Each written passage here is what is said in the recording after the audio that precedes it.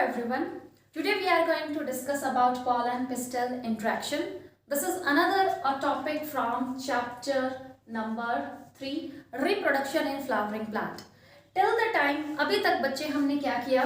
Now the pollen grains are lying on the stigma. Pollen grain pollination के through यानी transfer of pollen grains from anther to stigma using various agents like water, wind, it could be insects, birds. इनके through हमारे pollen grains अब कहाँ है? Stigma पे आ चुके हैं. आज हम देखेंगे कि स्टिग्मा पे लैंड होने के बाद pollen grains में चेंजेस आते हैं तो क्यों आते हैं और कैसे एक स्टिग्मा सेलेक्ट करता है उन pollen grains को जो उसके लिए फ्यूचर में फर्टिलाइजेशन करने वाले हैं. फर्टिलाइजेशन करने के लिए there is a interaction, there is a communication between this pollen grains जो किसके ऊपर है? स्टिग्मा के ऊपर है. Stigma is now going to select the pollen grains of desired character. जो pollen grains अभी मान लीजिए यहाँ पे कुछ हंड्रेड्स ऑफ pollen grains हमारे स्टिग्मा के ऊपर लैंड कर चुके हैं. इनमें से कौन सा pollen grain जर्मिनेट होगा या जर्मिनेट नहीं होगा, it is being decided by the pistil. And this pistil is nothing but the female reproductive part of the flower. So who are going to interact? This female part known as pistil. और pistil का भी हम कौन सा part देख रहे हैं यहाँ पे? स्टिग्मा. क्योंकि पिस्टल बेटा 3 पार्ट्स में डिवाइडेड होता है. स्टिग्मा जो pollen grains को लैंड कराता है, फिर एक सिलेंड्रिकल ट्यूब आती है जिसको हम बोलते हैं स्टाइल, एंड नीचे एक स्वलन अप स्ट्रक्चर आता है जिसको हम बोलते हैं ओवरी. सो यहाँ पे ओवरी का स्टाइल का कोई भी फंक्शन नहीं है. यहाँ पे जो फंक्शन परफॉर्म करेगा उसका नाम क्या है? स्टिग्मा. स्टिग्मा किसके साथ इंटरेक्ट करेगा? किसके साथ इसको कम्युनिकेशन करनी है? With the pollen grains. क्योंकि इसके सरफेस पे जो pollen grains है उसके अंदर मेल गैमेट्स हैं. मेल गैमेट अभी तक बाहर आए नहीं है, तो यहाँ पे इंटरेक्शन किसका होता है? स्टिग्मा और pollen grains का. pollen grains किसका पार्ट है? It is a male gamete. So we are having two things. One is from male, another from female. Now there will be a chemical dialogue. ये बातचीत कुछ ऐसे नहीं होती है बच्चे कि जैसे मैं आपसे कुछ कह रही हूँ, आप बदले में मुझको कुछ कह रहे हैं. This communication, this interaction is done with the help of chemicals. With the help of chemicals. आइए देखते हैं इसके step one by one. The very first step is there will be germ pores. Germ pores कहाँ होते हैं? जो हमारी exine होती है pollen grain की, उसमें बीच बीच में कहीं पे पोर्स होते हैं. It is not very continuous structure और इसके अंदर हमारी एक सेल मेम्ब्रेन होती है जो काफी फ्लेक्सिबल होती है. तो germ pores are now going to be open up. Now going to be open up और यहां से ही क्या निकलती है? pollen tube निकलती है. So firstly there will be a very softening, delicating of germ pore. Fine. Next thing is selection. Next thing is selection of pollen grain. pollen grain अब select किए जाएंगे कि हमारा स्टिग्मा किस pollen grain को allow करेगा क्या करने के लिए? germ pore को ओपन करने के लिए, ताकि pollen tube बाहर आ सके, pollen ट्यूब रिलीज हो सके. ये किया जाता है 2 बेसिस पे. Either these are compatible. Compatible का क्या मतलब है? वो उसके लिए सुइटेबल है, जेनेटिक वेरिएशन उनमें है. Next thing, it is going to be rejected. अगर वो इनकम्पैटिबल है तो हमारा स्टिग्मा pollen grain के जर्म पोर्स को कभी भी ओपन अप नहीं होने देगा. यानी these are the pollen grains जो हमारे स्टिग्मा ने क्या कर चुके हैं? रिजेक्ट कर चुके हैं.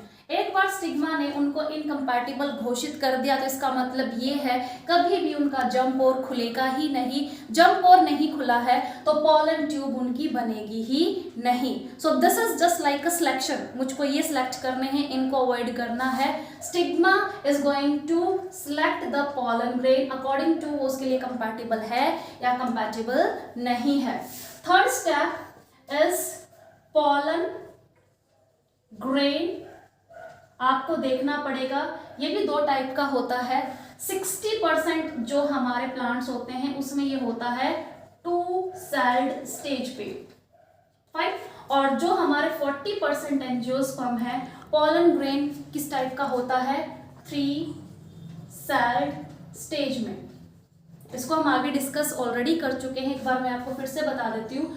2 सेल स्टेज क्या होती हैं कि पॉलन ग्रेन के अंदर 2 सेल है, 1 एंड 2। फर्स्ट सेल को हम बोलते हैं वेजिटेटिव सेल, सेकेंड को हम बोलते हैं जनरेटिव सेल। वेजिटेटिव सेल का क्या फंक्शन है बेटा, it is going to form pollen tube. ये जो हम इतनी देर से बोल रहे हैं पॉलन ट्यूब बनेगी, अंदर से पॉलन ट्यूब बनेगी, तो ये पॉलन ट्यूब भी तो सेल की ही बनेगी। पॉलन ग्रेन के अंदर वो सेल जो माइटोसिस करके, क्या करके, माइटोसिस करेगा, मल्टीपल टाइम अपना मल्टीप्लिकेशन करेगा और क्या बनाएगा, पॉलन ट्यूब। ऐसे सेल को हम क्या बोलते हैं, वेजिटेटिव सेल। ये तो हुआ एक सेल। दूसरा सेल पॉलन ग्रेन के अंदर कौन सा होता है, जनरेटिव सेल, जो कि फिर से माइटोसिस करेगा, लेकिन ये मल्टीपल टाइम नहीं करता है, करता ही नहीं रहता, सिर्फ एक बार करता है, एक बार अपना डिवीजन करेगा और ये 2 सेल में कन्वर्ट हो जाता है, फर्स्ट एंड सेकंड। ये फर्स्ट एंड सेकंड कौन है, मेल गैमेट। यानी पॉलन ट्यूब में 2 छोटे छोटे सेल आगे की तरफ बढ़ रहे हैं। ये आगे की तरफ 2 सेल जो बढ़ रहे हैं बेटे, वो कहाँ से आए हैं, जनरेटिव सेल से। जनरेटिव सेल पहले कितना था, 1, फिर उसने क्या किया, माइटोसिस किया। माइटोसिस करने के बाद एक सेल 2 में स्प्लिट हो गया और ये 2 सेल कहाँ पे आ रहे हैं, यहाँ पे, ठीक है। तो एक सेल ने डिवीजन करके क्या बना ली, पॉलन ट्यूब, और दूसरे सेल ने अपना माइटोसिस करके 2 मेल गैमेट बना लिए हैं। अब आते हैं 3 सेल स्टेज पे। 3 सेल स्टेज क्या होती है, वेजिटेटिव सेल तो एक है, वेजिटेटिव सेल एक ही होता है, लेकिन इनका जनरेटिव सेल किस में कन्वर्ट हो चुका है, ऑलरेडी 2 में कन्वर्ट हो चुका है। तो ये 2 टाइप के पॉलन ग्रेन्स होते हैं। पहला क्या है, 2 स्टेज का, पॉलन ट्यूब जब बनेगी तब जाके वो अपना माइटोसिस करेगा। और कुछ पॉलन ग्रेन हमारे पास ऐसे होते हैं ऑलरेडी इनमें first and second male gamete present रहते हैं। सो this is 2 sailed, this is 3 sailed. Okay, तो पॉलन ग्रेन्स अब जो भी टाइप के हैं, 2 सेल्ड हैं, 3 सेल्ड हैं, धीरे धीरे वो अपनी क्या फॉर्म करेंगे, पॉलन ट्यूब। एक बार उसको अगर सिलेक्ट कर लिया गया है, किसके द्वारा, स्टिग्मा के द्वारा। Fourth thing is chemotropism. Chemotropism क्या होता है, ये देखिए बच्चे, जो स्टाइल है, यहाँ पे ओवरी है, यहाँ पे फीमेल गैमेट्स हैं जिसको हम ओव्यूल बोल रहे हैं। पॉलन ग्रेन जो यहाँ पे फ्लावर के पिस्टल पे अभी तक है, तो वो पॉलन ट्यूब बना के कहाँ तक पहुंचना चाहते हैं, फीमेल के अंदर, ओव्यूल सैक के अंदर पहुंचना चाहते हैं। अब जो हमारा स्टाइल होता है वो भी 2 टाइप का होता है। एक तो होता है होलो, बीच में से अगर खाली है पॉलन ट्यूब को कोई दिक्कत आएगी ही नहीं, पॉलन ट्यूब आराम से बन रही है, ये बीच आराम से खाली पड़ा हुआ है तो आराम से जाती रहती। There are no cells, there are no tissues, there are no mesolayers, fine. Next thing जो आपका स्टाइल हो सकता है वो सॉलिड भी तो हो सकता है, fine, it could be solid also. अगर ये सॉलिड है तो इसका स्ट्रक्चर कुछ ऐसा दिखता है।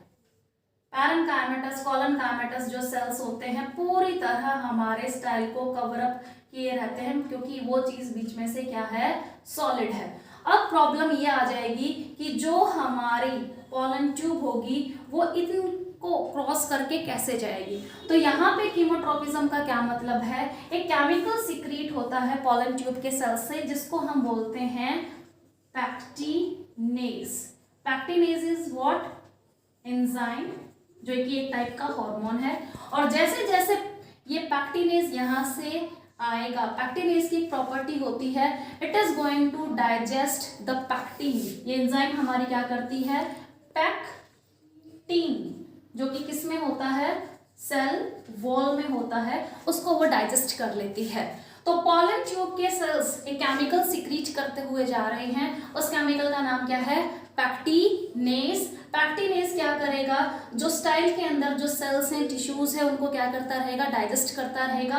और ये देखिए जैसे जैसे ये अंदर जाएगा एक बीच में से होलो स्पेस बनाता जाएगा और ये आगे की तरफ ट्रैवल करता जाएगा, यानी इसने अपना स्पेस बेटा खाली कर लिया है। और पॉलन ट्यूब के अंदर कौन जा रहा है, दो male gamete, first and second, जिसको कहाँ तक पहुंचना है, ओव्यूल तक पहुंचना है।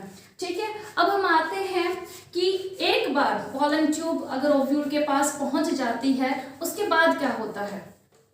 Next step is the entry of pollen tube in the ovule. Entry भी आपकी 3 टाइप की होती है। Suppose this is the ovary, ovary के अंदर ये मैंने एक ओव्यूल बना दिया है। इसके हमने 2 पार्ट किए थे, one is chalazal, another one is micropylar. Pollen tube ये रहा स्टाइल। पॉलन ट्यूब यहां से आती है, अगर माइक्रोपाइलर एंड से एंटर करती है, इसको हम बोलते हैं पोरोगैमी। क्या बोलते हैं, पोरोगैमी। मोस्टली स्पीसीज पोरोगैमी को फॉलो करते हैं। पॉलन ट्यूब को कैसे पता, अभी हम क्या कर रहे हैं, कीमोट्रोपिज्म केमिकल्स का रोल हम कर रहे हैं। जो हमारी पॉलन ट्यूब है उसको कैसे पता कहाँ ओव्यूल है, कहाँ से उसको एंट्री करनी है अंदर से। तो यहाँ पे जो फिलीफॉर्म एपरेटस होता है, फिलीफॉर्म एपरेटस सिनर्जिड्स के नीचे होता है, ये हमने पहले भी डिस्कस किया था, फिलीफॉर्म एपरेटस। तो इसमें से कुछ केमिकल्स रिलीज होते हैं और यहाँ से पॉलन ट्यूब उन केमिकल्स को पहचानती रहती है कि ठीक है, ये केमिकल सिग्नल मुझको यहाँ से मिल रहे हैं, तो पॉलन ट्यूब यहाँ से एंटर कर जाती है। किस में एंटर कर रही है, ओव्यूल में। ओव्यूल में क्यों जाना चाहती है, क्योंकि फीमेल गैमेट तो इसके अंदर है। गॉट इट बच्चे। तो पहला स्टेप क्या हो गया, पोरोगैमी। अगर पॉलन ट्यूब कहाँ से एंटर कर रही है, माइक्रोपाइलर एंड से। दूसरा इसका टाइप होता है कैलेजोगैमी। नाम से ही पता चल रहा है, पॉलन ट्यूब अगर माइक्रोपाइलर एंड से एंटर ना करते हुए अगर हमारे कैलेजल एंड से एंटर कर जाती है ओव्यूल के अंदर, तो उसको हम क्या बोलते हैं, कैलेजोगैमी। थर्ड टाइप इसका है मीजोगैमी। मान लीजिए फर्स्ट कंडीशन, ना तो ये कैलेजल से एंटर की, ना ये नीचे से एंटर की, ये कंडीशन भी नहीं हुई, ये कंडीशन भी नहीं हुई। जो हमारी पॉलन ट्यूब थी वो बीच में से कहीं से एंटर कर गई, यानी इंटीग्यूमेंट से एंटर कर गई।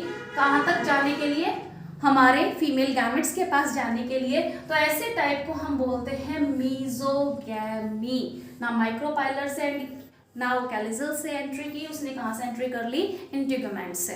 Got it. सो यहाँ पे जैसे ही पॉलन ट्यूब, अभी बेटा ये डायग्राम देखिए, this is the mature ovule. Mature ovule में हमने क्या किया था, सेल्स कितने होते हैं, 7 सेल्स होते हैं। 3 यहाँ पे एंटीपोडल्स होते हैं, किस एंड पे होते हैं, कैलिजल एंड पे होते हैं। 2 यहाँ पे सिनर्जिड्स होते हैं, सिनर्जिड्स के ठीक बीच में होता है एक्सेल। इस एंड को ही हम क्या बोल रहे थे, माइक्रोपाइलर। फाइन। और बीच में हमारा सेल तो एक था लेकिन न्यूक्लियस उसमें 2 थे, जिसको हम बोलते हैं सेकेंडरी न्यूक्लियाई। तो एक ओव्यूल का स्ट्रक्चर कुछ ऐसा दिखता है। सपोज कीजिए कि जो पॉलन ट्यूब है वो एंटर कर चुकी है, कहाँ से, माइक्रोपाइलर एंड से। गैमी कौन सी हुई है, पोरोगैमी हो गई है। तो जैसे ही ये पॉलन ट्यूब हमारे ओव्यूल के अंदर, फीमेल एम्ब्रियो सेक के अंदर एंटर करेगी, there will be degeneration of these 2 cells, जिसको हम बोलते हैं सिनर्जिड्स। सिनर्जिड्स ड्राई होंगे और सूख जाएंगे। Got it? So this was the complete step of pollen pistil interaction. ये केमिकली डायलॉग के फॉर्म में केमिकल्स रिलीज होते रहते हैं। कहीं पे बैक्टीरियाज आपने देखा, वो उसको बीच में से उसके जो सेल्स थे माइक्रोपाइलर एंड तक पहुंचने के लिए, जो आपके कॉलनकाइमा थे, पैरेन्काइमा थे, उनकी जो सेल वॉल में प्रेग्नेंट था, उसको वो कट कर रहे हैं।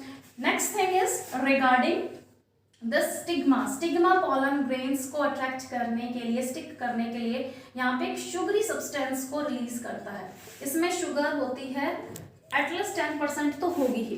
तो लास्ट पैराग्राफ में आप एनसीईआरटी में क्या देखेंगे, there are some example like pea, gram, chickpea. तो ये आप ऐसे देख सकते हैं पॉलन ट्यूब कैसे जर्मिनेट होती है। आप किसी से भी पॉलन ग्रेन के सैंपल ले सकते हैं। सैंपल लेने के बाद आपको इनके ऊपर एक सॉल्यूशन डालना होगा। That solution is known as 10% of sugar solution. एक बार आप पॉलन ग्रेन्स किसी भी प्लांट से ले लीजिए, पी है, ग्राम है, चिकपी है, पोलन ग्रेन्स के ऊपर आपको क्या डालना है, 10% of sugar solution and live it for 20 to 30 minutes. और उसके बाद आप क्या देखेंगे कि पोलन ट्यूब आपकी जर्मिनेट होने लग गई है। So this method is known as hanging drop method. This is hanging drop method. Got it? So यहाँ पे एग्जाम्पल्स आपको पता होने चाहिए। Next thing we will be doing the artificial hybridization. Thank you everyone.